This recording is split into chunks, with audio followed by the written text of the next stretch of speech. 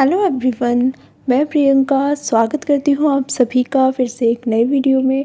और आज की वीडियो में हम अपनी क्लास 6 की ज्योग्राफी को स्टार्ट करेंगे, जिसमें हम चैप्टर 1 के क्वेश्चन आंसर यहाँ पर डिस्कस करेंगे। इससे पहले हम 6th क्लास की जो हिस्ट्री की बुक है हमारी, उसको कंप्लीट कर चुके हैं, यानी कि उसमें जितने भी चैप्टर हैं 10 चैप्टर हैं उसमें टोटल, उन सभी के क्वेश्चन आंसर हम डिस्कस कर चुके हैं। और 6th क्लास की जो हमारी बुक है ज्योग्राफी की, उसके हम डिटेल वाइज जो चैप्टर हैं वो डिस्कस कर चुके हैं। और अब हम इसके क्वेश्चन आंसर को डिस्कस करेंगे 1 बाय 1 करके सभी चैप्टर के। तो आज हमारा फर्स्ट चैप्टर है, तो चलिए स्टार्ट करते हैं अपना वीडियो हमारे फर्स्ट क्वेश्चन से। फर्स्ट क्वेश्चन है कि पूर्ण चंद्रमा वाली रात क्या कहलाती है, यानी कि जिस दिन चंद्रमा पूरा निकलता है आसमान में, उस दिन को क्या नाम दिया जाता है। तो इसका जो आंसर होगा वो होगा आपका पूर्णिमा। तो पूर्ण चंद्रमा वाली जो रात है वो पूर्णिमा कहलाती है। नेक्स्ट क्वेश्चन है कि नए चंद्रमा की रात क्या कहलाती है, यानी कि जिस दिन चंद्रमा बिल्कुल भी दिखाई नहीं देता है उस रात को क्या कहा जाता है। तो नए चंद्रमा की जो रात है वो अमावस्या कहलाती है। अगला प्रश्न है कि खगोलीय पिंड क्या होते हैं। तो देखिए, खगोलीय पिंड वो हैं जैसे कि आपका सूर्य हो गया, चंद्रमा हो गया, या कोई भी जो चीज़ हमें आसमान में रात के समय दिखाई देती है या चमकती है, तारे हो गए इसमें आपका, ये सभी क्या है, खगोलीय पिंड है। अगले प्रश्न पे बढ़ते हैं। अगला प्रश्न है कि जिनके पास अपना प्रकाश, यानी कि जिन खगोलीय पिंडों के पास अपना प्रकाश होता है और ऊष्मा होती है, यानी कि खुद का होता है, उन्हें किसी और से लेने की ज़रूरत नहीं है, तो उन खगोलीय पिंडों को हम क्या कहेंगे। तो देखिए, उनको हम तारा कहते हैं, यानी कि तारों के पास खुद का, यानी कि अपना प्रकाश और ऊष्मा होती है। अगला प्रश्न है कि सूर्य क्या है। तो देखिए, सूर्य एक तारा है, क्योंकि सूर्य के पास अपनी प्रकाश है, अपनी ऊष्मा है, वो किसी और के प्रकाश से नहीं प्रकाशित हो रहा है, किसी और से ऊष्मा नहीं ले रहा है। तो सूर्य इस तरीके से हमारा एक तारा है। अब आप सोचेंगे जो रात में हमें दिखाई देते हैं वो भी तारे हैं, लेकिन सूर्य तो हमें बहुत चमकदार दिखाई देता है। तो इस कारण से होता है कि जो सूर्य है वो हमारे पास है, और जो बाकी के तारे हैं जो हमें रात के समय दिखाई देते हैं वो हमसे काफ़ी दूर हैं, इसलिए वो हमें छोटे और कम प्रकाशित दिखाई देते हैं। नेक्स्ट है हमारे यहाँ पर कि नक्षत्र मंडल क्या है। तो देखिए, नक्षत्र मंडल तारों के विभिन्न समूह, यानी कि तारों के जो अलग अलग समूह हैं उन वो कुछ अलग अलग आकृतियाँ बना देते हैं, तो उन्हीं को नक्षत्र मंडल कहा जाता है। अगला है कि अर्सा मेजर या बिग बियर क्या है। तो अर्सा मेजर या बिग बियर की अगर हम बात करें तो ये क्या है, एक नक्षत्र मंडल है, यानी कि तारों के समूह से जो आकृतियाँ बन जाती हैं, तो एक आकृति बनती है, उसको अर्सा मेजर या बिग बियर नाम दिया जाता है। अगला है कि सप्तऋषि क्या है। तो आप सभी ने बचपन में सप्तऋषि मंडल को देखा होगा, आपने अपने से जो बड़े लोग हैं उनसे सप्तऋषि मंडल का नाम ज़रूर सुना होगा। तो सप्तऋषि मंडल 7 तारों का एक समूह है, जो कि नक्षत्र मंडल अर्सा मेजर का एक भाग है, यानी कि हमारा जो नक्षत्र मंडल है अर्सा मेजर, उसी का एक भाग है सप्तऋषि मंडल। और सप्तऋषि में 7 तारों का समूह होता है, यानी कि 7 तारे होते हैं इसमें। अगला है कि प्राचीन समय में लोग रात्रि में, यानी कि रात में दिशा का निर्धारण किसकी सहायता से किया करते थे। तो पुराने समय में लोग दिशाओं को नापने का काम, दिशाओं के निर्धारण का जो काम है वो तारों की सहायता से करते थे। उसके बाद अगला है कि अगर हमें उत्तर दिशा पहचाननी है तो हमें कौन सा तारा बताएगा कि ये उत्तर दिशा है।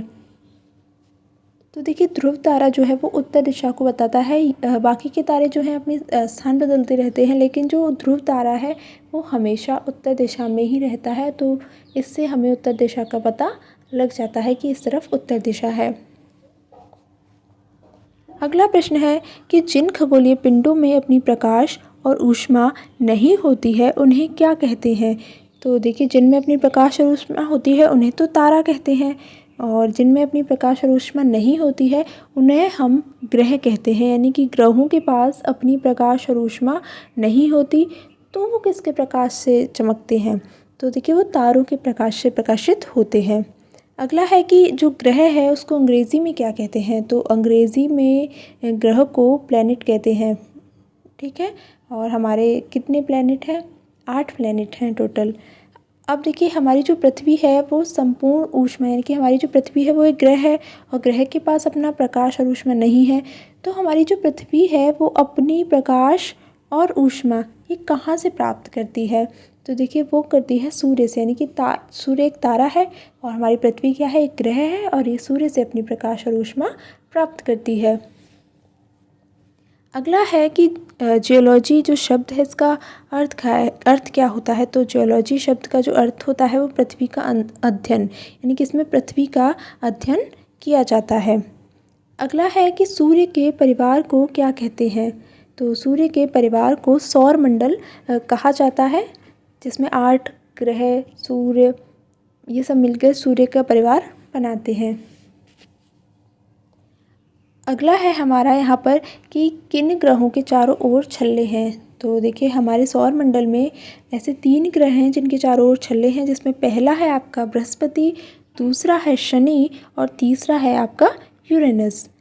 नेक्स्ट पे बढ़ते हैं। नेक्स्ट है कि सौरमंडल का निर्माण किन से मिलकर हुआ है? तो देखिए सौरमंडल में आपके एक तो आ जाएगा सबसे पहले सूर्य, ये सौरमंडल का क्या है, सौर परिवार का मुखिया है। उसके बाद हमारे 8 ग्रह आ जाते हैं जिसमें हमारी पृथ्वी भी शामिल है। उसके बाद इन ग्रहों के उपग्रह आ जाएंगे और फिर लास्ट में आएंगे कुछ खगोलीय पिंड जैसे क्षुद्र ग्रह और उल्का पिंड। तो इन सभी से मिलकर हमारे सौरमंडल का निर्माण हुआ है। नेक्स्ट क्वेश्चन है कि सूर्य की पृथ्वी से दूरी कितनी है? तो देखिए सूर्य की जो पृथ्वी से दूरी है वो 15 करोड़ किलोमीटर है। काफ़ी दूर है, लेकिन वो आकार में बहुत बड़ा है, इसलिए हमें पास दिखाई देता है, लेकिन फिर भी सूर्य की पृथ्वी से दूरी 15 करोड़ किलोमीटर है। अगला प्रश्न है कि सौरमंडल के जो 8 ग्रह हैं उनके नाम, हालांकि आप सभी को इनके नाम पता होंगे, लेकिन फिर भी रिवीजन के लिए हम इस क्वेश्चन को एक बार यहाँ पर देखते हैं। तो सौरमंडल के 8 ग्रह हैं, देखिए बुध, शुक्र, पृथ्वी, मंगल, बृहस्पति, शनि, यूरेनस और नेपच्यून। ये हैं पृथ्वी सौरमंडल के 8 ग्रह। अगला है कि सौरमंडल के ग्रह जो निश्चित पथ पर सूर्य का चक्कर लगाते हैं उसे क्या कहते हैं? तो देखिए उसे कहते हैं कक्षा, यानी कि वो जो निश्चित रास्ता होता है जिस पर सभी ग्रह चक्कर लगाएंगे उसे कक्षा कहते हैं। यानी कि हर एक ग्रह की अपनी अपनी कक्षा होती है और उसी में वो इस तरीके से देखिए घूमता रहता है सूर्य के चारों ओर। अगला है कि सूर्य के सबसे नज़दीक ग्रह कौन सा है?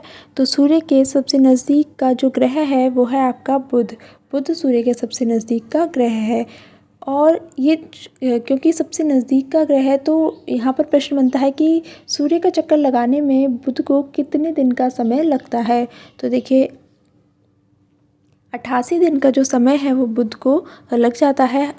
हालांकि ये सबसे पास है, लेकिन फिर भी इसे 88 दिन का समय यहाँ पर लगता है। अगला है कि पृथ्वी का जुड़वा ग्रह कौन सा माना जाता है? तो शुक्र यहाँ पर पृथ्वी का जुड़वा ग्रह माना जाता है। क्यों माना जाता है? क्योंकि इसका जो आकार है वो लगभग हमारी पृथ्वी जैसा है, इसलिए इसे पृथ्वी का जुड़वा ग्रह या जुड़वा बहन भी इसे कहा जाता है। अगला है कि बौना ग्रह किसे कहा जाता है?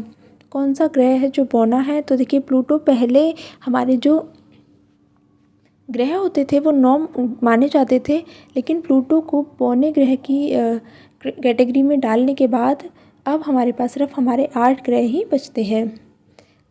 उसके बाद अगला प्रश्न है कि प्रकाश की गति कितनी होती है, यानी कि प्रकाश किस चाल से चलता है? तो देखिए यहाँ पर 3 लाख किलोमीटर प्रति सेकंड की गति है प्रकाश की, यानी कि 1 सेकंड में ये 3 लाख किलोमीटर तक सफ़र कर सकता है।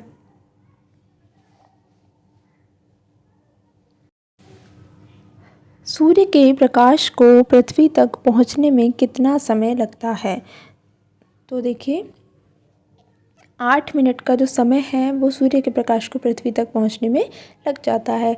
अगला है कि सबसे पहले चंद्रमा की सतह पर कदम किसने रखा था? कौन सा व्यक्ति था ऐसा जिसने चंद्रमा की सतह पर सबसे पहले कदम रखा था?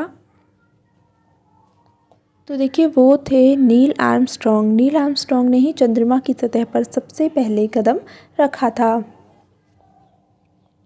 अगला प्रश्न है कि अंतरिक्ष से देखने पर पृथ्वी कैसी दिखाई पड़ती है? तो अगर हम अंतरिक्ष से पृथ्वी को देखेंगे तो पृथ्वी नीले रंग की दिखाई पड़ती है।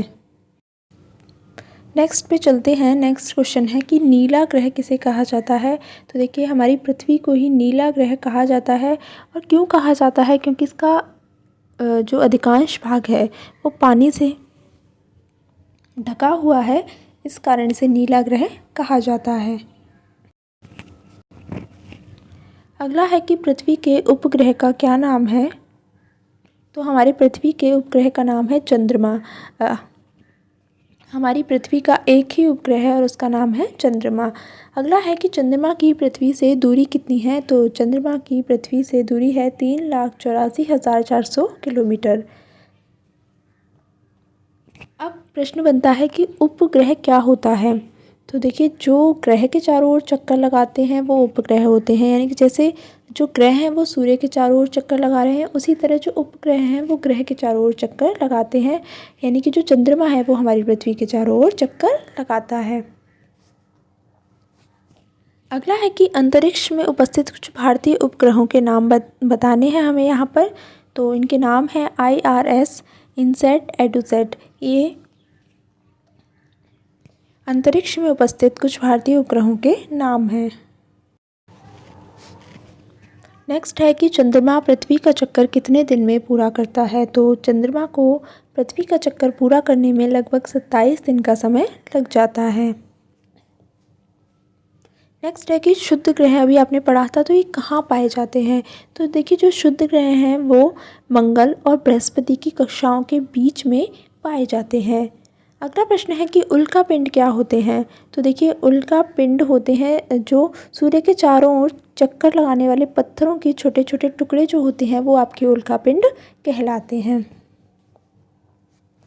अगला है कि ब्रह्मांड का निर्माण किन से मिलकर होता है? तो हमारे ब्रह्मांड का निर्माण आकाश गंगाओं से मिलकर होता है। कई सारी आकाश गंगाएं मिलकर ब्रह्मांड का निर्माण करती हैं।